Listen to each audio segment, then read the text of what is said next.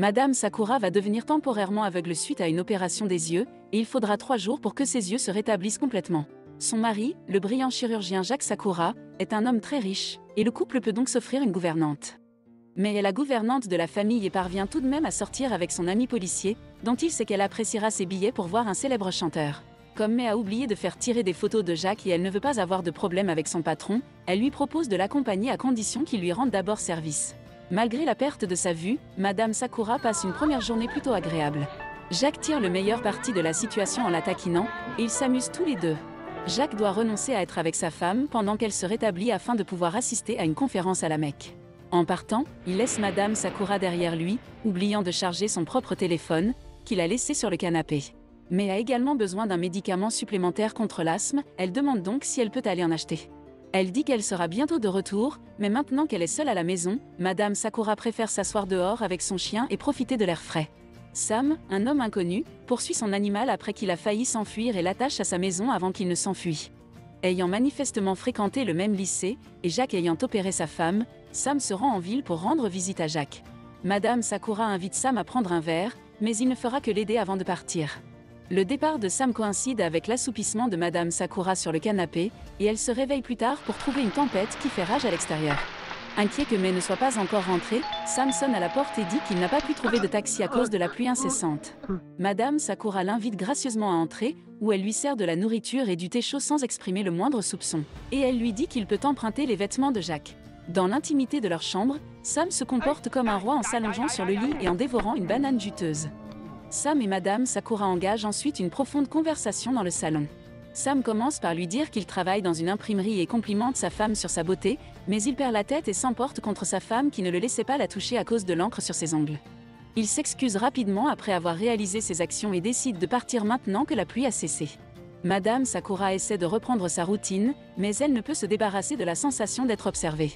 Elle décide de prendre une douche et de l'ignorer pour le moment, mais elle a eu raison de faire confiance à son instinct. Sam est dans la maison et sous la douche avec elle, il reste silencieux et laisse ses mains se promener autour de Madame Sakura sans la toucher dans une sorte de jeu fou qui le remplit d'un étrange sentiment de pouvoir, mais il ne peut s'empêcher de cracher de l'eau sur elle, effrayant alors Madame Sakura.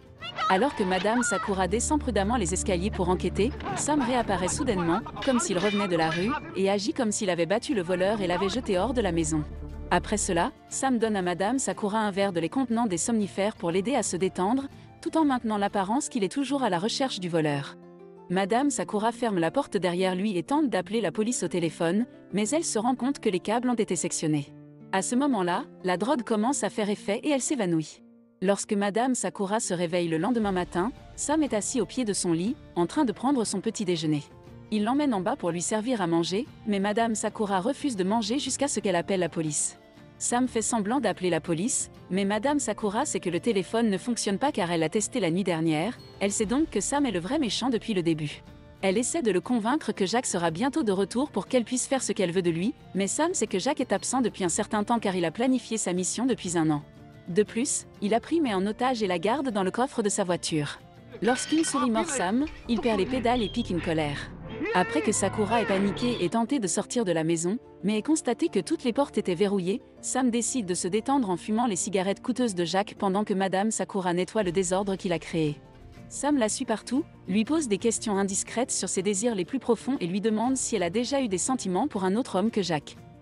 Plus tard, lorsqu'il tente d'avoir des relations sexuelles avec elle en la forçant à s'allonger, Madame Sakura se défend en saisissant un tisonnier, mais Sam le lui retire immédiatement et lui mord le cou. Quelques heures plus tard, Sam prépare le déjeuner et force Madame Sakura à le manger alors qu'elle n'a pas faim. Sam avoue qu'il a cuisiné le chien et c'est la cause du déclin rapide de la santé de Madame Sakura. Sam ne la libère pas avant qu'elle ait fini son repas, et elle doit manger malgré ses pleurs incontrôlables. Peu après, alors que Sam regarde de vieilles vidéos familiales, Madame Sakura se précipite dans la salle de bain et vomit tout ce qu'elle a mangé. Elle essaie ensuite de crier à l'aide, mais personne ne l'entend, alors elle craque et commence à casser toutes sortes d'objets dans la salle de bain. Une fois qu'elle a repris ses esprits, Sam lui rend visite dans sa chambre et évoque à nouveau sa femme. Il dit qu'ils ont rompu après avoir réalisé qu'elle ne voulait pas qu'il la touche à cause de son nouveau petit ami et non à cause de ses ongles. Après que Sam ait demandé à Madame Sakura de le nourrir et de le masser pendant qu'il regarde la télévision, elle a un peu de temps pour réfléchir à ce qu'elle doit faire ensuite. Madame Sakura commence à agir comme si elle avait une crise d'asthme et mentionne Mai. Cependant, lorsque Sam va chercher la trousse de médicaments de Mai, Il constate qu'elle est vide car il ne l'a jamais laissée aller à la pharmacie. Sam propose d'aller chercher plus de médicaments pour sa victime car il ne veut pas qu'elle meure tout de suite, mais seulement après avoir enfermé Madame Sakura dans un placard. Sakura prend une décision rapide et laisse une partie de sa robe se coincer dans la porte. Sakura se met alors à pleurer, mais elle se souvient qu'elle a un chargeur de batterie dans sa chambre et commence à monter les escaliers avec la batterie à la main au moment où Sam revient. Madame Sakura trébuche et tombe parce qu'elle a peur de ne pas arriver à temps dans sa chambre, et elle cache frénétiquement la batterie en la mettant entre ses jambes pour que Sam ne découvre pas son plan. Lorsque Sam la trouve, il l'emmène dans sa chambre et lui fait prendre ses médicaments et s'allonger pour se reposer pendant qu'il sort. Comme Mei est punie, Madame Sakura a le temps de charger la batterie. Plus tard dans la nuit, Sam entre dans la chambre pour confronter Madame Sakura au sujet de l'ordonnance de Mei, qui indique que c'est Mei qui est malade et non Madame Sakura. Sam lui avoue que sa femme l'a trompé avec Jack, le médecin de famille. Sam a gardé le silence sur cette liaison pendant 2 ans parce qu'il voulait que sa femme aille mieux, mais quand elle a eu une crise cardiaque, il a su que Jack n'avait pas bien pris soin de sa femme. Sam passe ses frustrations sur Madame Sakura en la traitant de la même manière que Jack traitait sa femme, mais Madame Sakura reste impassible. Lorsque Jack reviendra, Sam dit à Madame Sakura « Tu vas connaître la vérité ». Avant que Sam puisse sortir pour fumer, la maison est cambriolée. Peu après, le voleur entre dans la chambre de Madame Sakura et la surprend en train d'utiliser un parapluie comme arme. Cependant, elle est rapidement maîtrisée et attachée au lit. Il ignore ses avertissements concernant Sam, car il pense qu'elle exagère pour lui faire peur. Sam commence alors à agresser vicieusement le voleur, le brûlant même avec une cigarette et lui serrant sévèrement les parties intimes. Sam utilise des ciseaux pour blesser gravement les jambes de l'intrus, puis lui enfonce une banane dans la bouche pour faire taire le voleur. Après que le voleur se soit évanoui, quelqu'un frappe à la porte. C'est le policier qui a été envoyé pour récupérer les photos par Mei afin qu'ils puissent assister ensemble à la pièce de théâtre. Sous les traits de Jack, Sam dit au policier que Mei n'est pas là, ce que le policier trouve étrange. Le policier fait irruption, exige un verre, puis monte à l'étage pour enquêter pendant que Sam est dans la cuisine. Il entre dans la pièce principale et voit une personne endormie sous les couvertures, mais Sam lui apporte tout de même un verre, en disant que Madame Sakura est malade et a besoin de se reposer. En réalité, la personne sous les couvertures est le voleur. Madame Sakura essaie de défoncer les portes du placard où Sam l'a mise, mais elle ne peut pas car ses lèvres, ses poignets et ses pieds sont toujours attachés. Le policier trouve également une photo de mariage, mais Sam a échangé le visage de Jack avec le sien en utilisant une photo de son portefeuille. Sam fait partir le policier tandis que Madame Sakura se rend dans la cuisine, utilise un outil pour défaire les cordes et sort par la porte arrière. Elle peut distinguer une faible lumière sur la route lorsque sa vision revient et elle s'en approche pour demander de l'aide. Madame Sakura pense qu'elle est en sécurité car elle a entendu la voix du conducteur, Sharp, et a vu qu'il s'agissait d'une femme lorsqu'elle lui a pris la main. En réalité, Sam fait cela en changeant de voix et en se faisant passer pour Mei, et il ramène Madame Sakura directement chez elle. Pendant ce temps, le policier se souvient qu'il aurait dû laisser les photos à la maison, et en les examinant, il découvre que l'homme qu'il pensait être Jack était en fait quelqu'un d'autre. Après être retourné à la maison, le policier examine silencieusement chaque pièce avec son arme à feu avant de trouver Madame Sakura dans la salle de bain. Il dit qu'il va l'aider à sortir de là, mais Sam lui tend une embuscade et le poignarde à mort. L'arme du policier est laissée à proximité pendant que Sam invite Madame Sakura sur le canapé pour une séance de sexe. Madame Sakura tente de distraire Sam en faisant semblant d'être intéressée afin de pouvoir voler son arme, mais son plan tombe à l'eau lorsque Jack rentre soudainement à la maison, pensant que sa femme a pris l'habitude de le tromper. Après avoir éloigné Sam de sa femme, Jack se tourne vers Madame Sakura et la réprimande pour sa trahison, ce qui donne à Sam l'occasion de saisir l'arme et de lui tirer dans la jambe, lui faisant admettre qu'il a été distrait par sa femme juste avant sa mort. La vision de Madame Sakura revient lorsque Sam frappe Jack, et bien qu'elle soit encore floue, elle est capable de prendre un tisonnier et de l'utiliser pour frapper Sam. Madame Sakura profite de l'incapacité apparente de Sam à reconnaître qu'elle a retrouvé sa vision, pour rassembler des matériaux dans la maison afin de préparer un piège. Lorsque Sam, à la recherche de Sakura, marche sur l'une des punaises qu'elle a cachées sur le sol, elle s'approche furtivement de lui par derrière et lui met le feu avec le briquet qu'elle porte sur elle.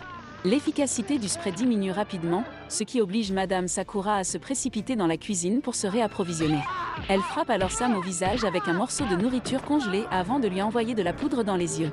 Sam se défend d'abord avec le tisonnier, mais décide finalement d'utiliser les brûleurs pour forcer Madame Sakura à partir en raison de sa mauvaise vision et de sa capacité à la localiser. Mais Madame Sakura se jette sur lui, le poignarde avec un crayon, puis s'enfuit. Ayant retrouvé la vue, elle se rend dans le salon, où elle ment sur son manque de vision lorsqu'elle entend Sam s'approcher. Alors que Sam s'approche d'elle par derrière, elle se défend en faisant tomber un vase sur sa tête. De retour dans la cuisine, elle charge à la hâte le micro-ondes avec plusieurs canettes de bière, l'allume, puis se cache à nouveau. À sa poursuite, Sam tente de déverrouiller la porte, mais le micro-ondes explose, l'assommant. Madame Sakura sort, soulagée que le danger soit passé, mais Sam, maintenant bien réveillé, tente de l'attaquer. En vain, Madame Sakura prend le tisonnier pour éviter de frapper Sam. Madame Sakura trouve son mari dans le salon, implorant sa pitié. Madame Sakura est furieuse contre lui et refuse de lui pardonner car il est responsable de sa transformation en meurtrière. Cependant, lorsqu'elle s'approche de lui dans sa colère, elle découvre que Sam s'est caché sous le corps de Jacques, agissant comme s'il était toujours vivant. La patience de Madame Sakura est alors à bout et elle commence à frapper frénétiquement Sam avec le tisonnier jusqu'à ce qu'il soit mort pour toujours. Peu après, Madame Sakura s'est installée seule en ville et mène une vie prospère. Un homme tente de lui voler son sac à main dans le taxi que Madame Sakura a stoppé, mais elle l'éloigne et lui dit que les femmes ne doivent pas être traitées comme des objets sexuels. N'oubliez pas que vous pouvez vous abonner pour recevoir les futurs films épiques en miniature. Si vous aimez nos vidéos, partagez votre avis sur le film.